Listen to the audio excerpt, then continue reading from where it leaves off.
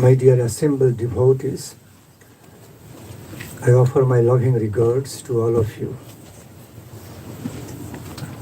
You are all my near and dear spiritual family member. A near and dear family member of Lord Chaitanya, Srila Bhakti Nandan Srila Prabhupada, Guru Maharaj. I truly appreciate all of your sweet presence today. I know you are all learned devotees.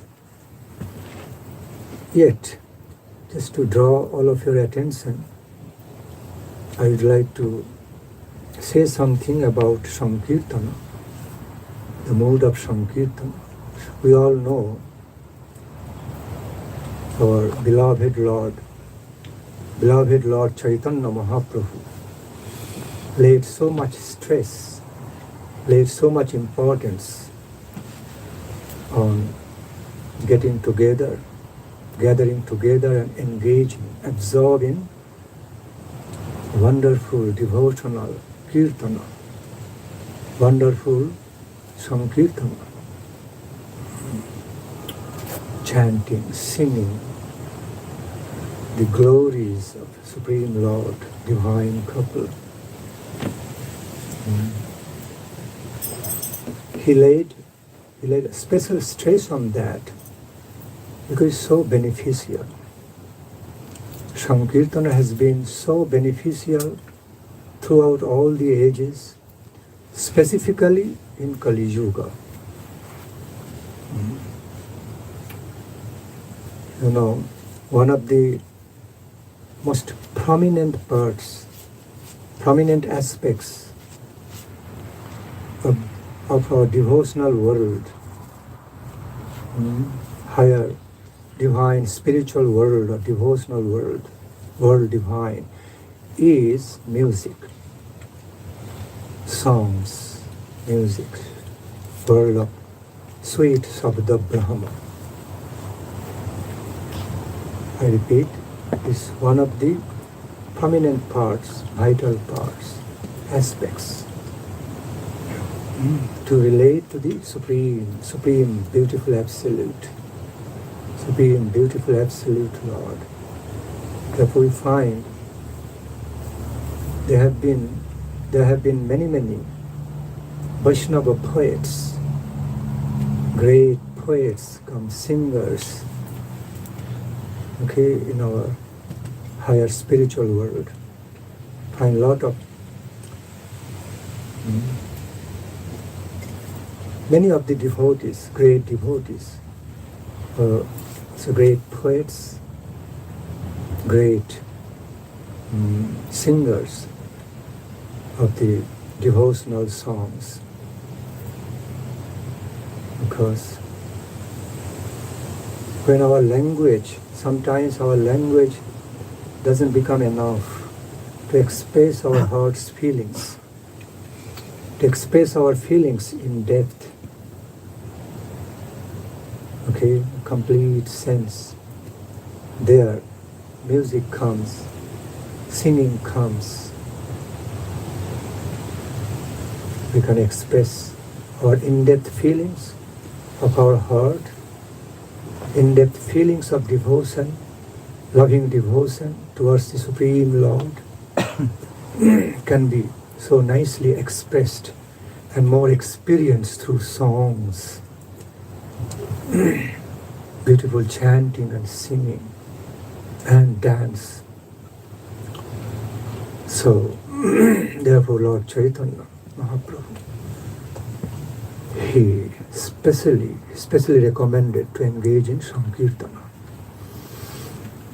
So the quality, the type, the quality of the Krishna Sankirtana introduced by Lord Chaitanya, introduced and established, it is never a casual way, never just dry, casual, formal way, but is so much alive with feelings, higher spiritual feelings, devotional feelings, feelings of dedication, feelings of devotion, dedication love, loving devotion in relation to the divine couple. We offer our loving devotion, love prayers to the Supreme Absolute Lord, Supreme Personality of all pervading absolute divine truth. In other words, divine couple. So I repeat, we offer our devotional feelings, the love feelings of our heart through singing. That is Sankirtan. It's one way of defining Sankirtan. Therefore, it is so alive. It is of alive nature, a living nature filled with feelings, devotional feelings, love feelings in relation to the Supreme Lord. So, therefore, whenever we engage in singing any devotional songs, we all should be consciously motivated. In other words, we should consciously motivate ourselves to be absorbed into feelings. Okay, to get into the feelings, devotional feelings in that devotional song. All the devotional meanings, okay, love feelings found in that devotional song we are engaging in singing. So while we become consciously attuned to be singing a devotional song with that same devotional mood as it contains, okay, and doing that with the spirit of giving enjoyment to Krishna, giving pleasure, okay, offering pleasure to divine couple through my singing, and relishing that. While, in other words, while I'm engaged in singing a devotional song, I repeat, I'm simply engaged in singing a devotional song. It's meant to offer pleasure to that divine he and she, divine couple, for whom I'm singing this devotional song. So, the very mood and motto is to please them. And then, by doing so, being in tune with the mood of pleasing them, then I am also relishing it. Okay? So, it's working both together. I am offering this devotional song, all my songs, love songs, to please them, and feeling it in my heart. I am offering everything for their pleasure, and in return I am also getting pleasure, having the natural taste of that pleasure of pleasing them. Okay, so it works in a relational way, interrelated way, Sankirtana. Not directly, I'm singing these songs for my enjoyment or public enjoyment. Then it becomes karma. But so, the very intention and attunement of singing a devotional song is to devote, is to devotionally please divine couple, Mahaprabhu. And in the way of doing so, I am also taking pleasure. I am also feeling satisfied that I can do that. At least I am trying to do that, to please them. Offering my love feelings, my prayer through this devotional song, composed by pure devotees. So, that relationship, Sambandha Jnanam, while engaging in singing the devotional songs, expected to be there, then it becomes alive Sankirtana. Look into the nature of Krishna Sankirtana introduced by Mahaprabhu. Never casual in any way. It is full of joy, full of singing, dancing, rolling on ground, having 8 kinds of devotional love symptoms throughout the whole body. Devotees are hugging, okay, crying, laughing, hugging each other, okay, and having so much bliss, ecstatic experience through that Sankirtana surrounding Mahaprabhu. That is the real, ideal Sankirtana. When we consciously try to be in that mood, in that inner mood, esoteric mood of Sankirtana, it comes. It cannot but be reflecting within us. The conscious effort is required. That is a part of our sadhana. To be engaged, absorbed in the Sankirtana, or alive, live way, feelings, devotional feelings. I know you are all learned devotees, all know about it. But you know there is no end of describing the glories of each and every point of Krishna consciousness, each and everything of Krishna consciousness. So while we repeat, we can re-release it. Many things in our life we repeat. That's how we live our life. We never feel bored about it. Rather, if we don't do repetition, we cannot be maintaining and sustaining our life. Like eating, drinking, sleeping, waking up again. Eating, drinking, sleeping, waking up. Many things we repeat in order to maintain and sustain our life, dynamic way. Similarly, while sometimes we repeatedly be discussing about the same topics of Krishna consciousness, which is very important in our life. It comes out, it appears in our life with newer and newer meanings. Many times with newer folds of meanings and feelings and realizations. Okay? For our further attunement, harmonious attunement. Instead of feeling, oh, I have heard already, I know already, then we miss so much. Because the very nature, one of the fundamental natures of the vast world of spiritual realization, vast world of divinity, infinite world of Krishna consciousness, is so full of divine mysticism. It's divinely mystical, divinely mysterious. But it can also be so divinely tangible. It can be so ecstatically experienced. Can be experienced so joyfully, wonderfully, beautifully. Because it is of mystical nature doesn't mean all is covered with mystery. We cannot understand, cannot directly relate with it or understand in a very vivid, tangible, enlightened way. It's not that, it is. But at the same time, no matter to whatever extent we understand and we feel, we realize, we relish, till something is beyond, transcendental to it. That is one of the essential natures of the world of Krishna consciousness.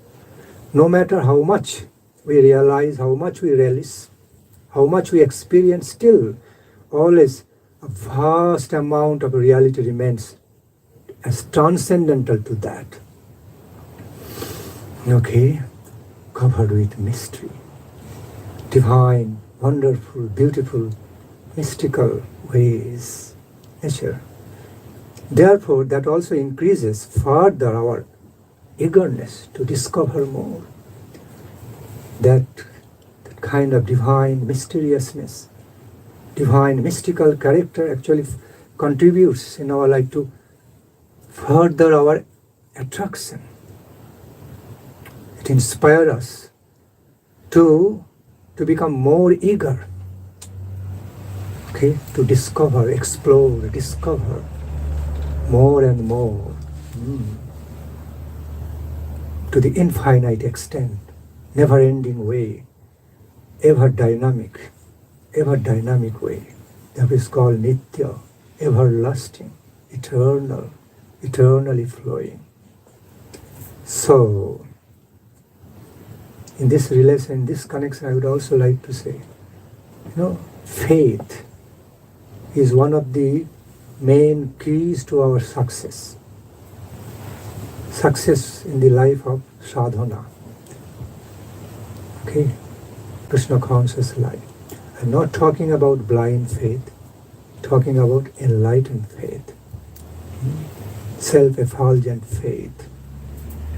So, an enlightened faith, an enlightened but profound faith, beyond all doubts, a great capital, great key to the success in the life of Krishna consciousness. So, it doesn't matter whether we then and there realize everything. It doesn't matter.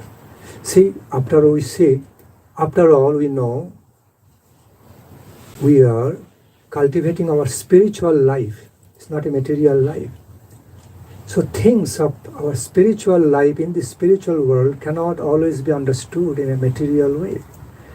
It has to be understood spiritual way, higher spirits, higher consciousness.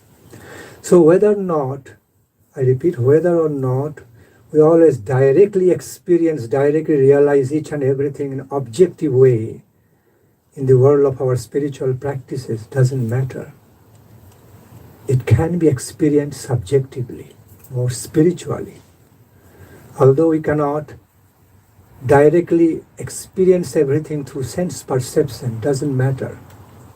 There are many things in our, many vital truths, many of the vital realities in our being, in our life, don't understand, realize in objective way, but still they work in a subtle way. Everywhere, all around us, they continue to be working.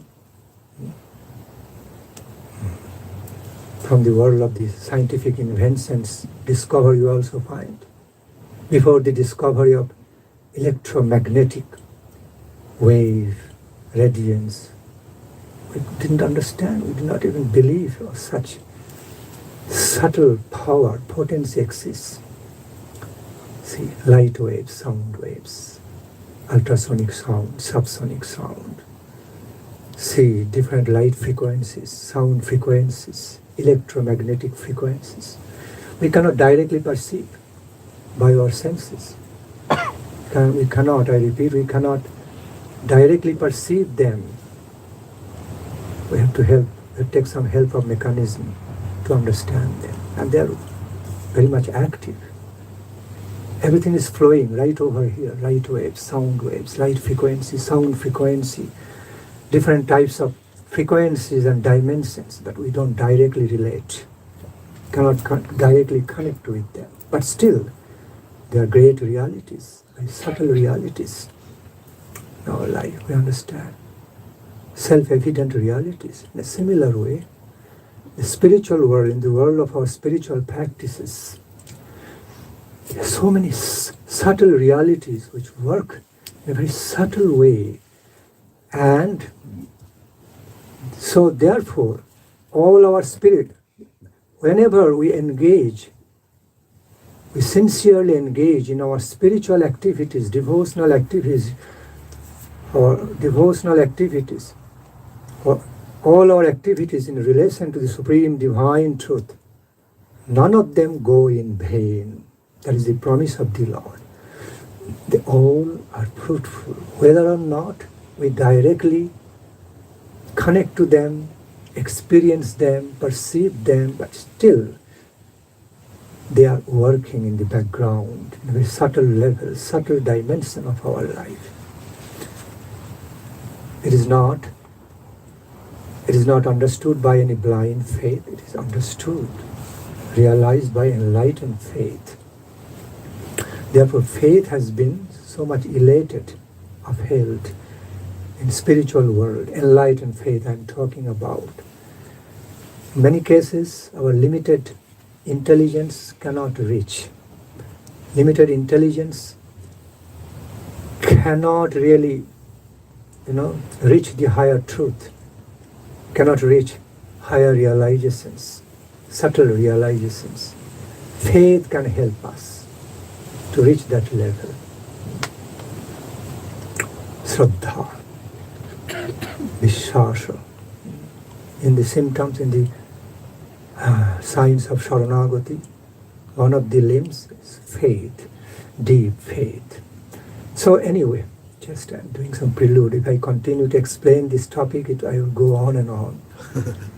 Okay, so again in conclusion of this point, again I say, I'm also speaking from my own realization to whatever extent I could have by their causeless mercy, that whether or not we directly understand many things, many of our spiritual practices in a more objectively tangible way, okay, through our sense perception, sense experience, yet they are working. They do work on the subtle level, on the subjective level, the subjective dimensions of our spirits, higher spirits of our being, the higher subjective dimensions of our consciousness, being, level of soul and super soul. They continue to be working.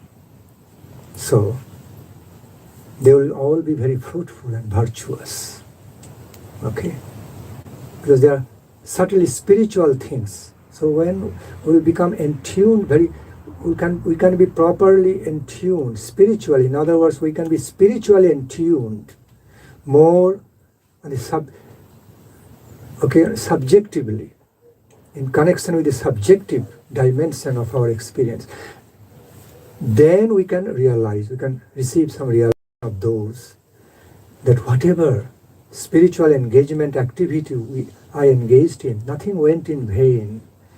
They all are accumulating. They all are accumulating, although gradual way, through gradual process, great virtues and values, spiritual values in my life. I am getting rich and rich through such spiritual activities, whether or not I directly connect them, directly understand them or realize them. Just going by faith. Sometimes questions appear in our mind. I am going by faith, I have been practicing for many, many years, nothing is happening. So I am not sure whether I am making advancement or not. It's a common question. The reality is that when one is engaged, when one is sincerely engaged in doing any service to the Supreme Lord, chanting, singing His glories, propagating His glories, engaging in devotional service, doing anything truthfully, with all sincerity, and with some devotional endeavor, whether we are able or not, whether we are able to be devoted or not, but still that effort is there. Sincere endeavor is there to devote, to do things devotionally, offer to Lord some devotional service. None of them will go in vain. They all bring virtuous results in our life. This is truth. So therefore there is no question, okay, there is no real ground of having doubt in this or thinking nothing is happening in my life, all are just going in vain, I am following a path of blind faith, I don't feel anything. Don't worry. All happening in a right way, okay? Everything, you are accumulating sukriti, When the time will arrive, it will all come to a great help. Then you can have more tangible experience and realization of them, how much you have accumulated, spiritual capitals. It's like tuning different radio stations or TV frequencies. If you are not able to tune properly, you don't catch it. When you can exactly tune those wavelength and frequency, then you can hear sounds, radio sounds, watch TV. Okay. Attunement is required. So, but whether or not I am able to tune properly right now doesn't mean that radio stations are not going on. TV frequency, radio frequency, light frequency, sound frequency are not there. They are all there. They are realities. But I am not able to tune properly, harmoniously. Therefore, I cannot discover. But it's happening. They are all truth. Realities of different dimensions. I need to tune up properly. All I need to tune properly through higher dimensions, higher spiritual dimensions. That's why Srila Guru Maharaj explained a lot about objective level of experience and subjective level of experience. And then super subjective level of experience, super subjective dimensions of the divine experiences. After all, we are dealing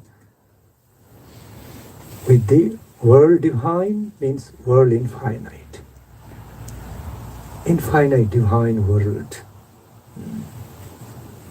Everything is full of wonders and wonders with transcendental characteristics. How can we expect very quickly, very soon, just in a casual, normal way, we'll be able to connect it, realize it?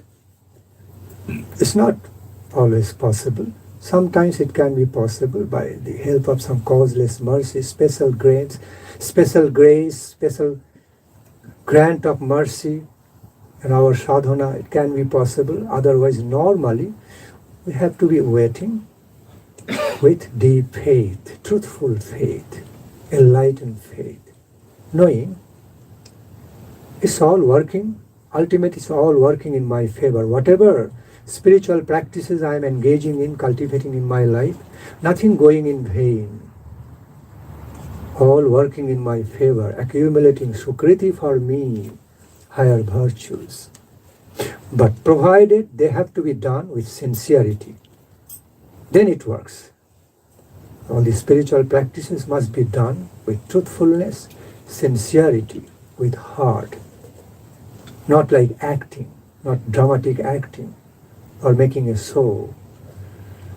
Okay, but it has to be done with sincerity. Truthful ways. One has to be honest to one's own self. We all need to be true to our own selves in all kinds of spiritual practices, devotional practices, then it works. See, I don't know. I just spontaneously felt like speaking this way.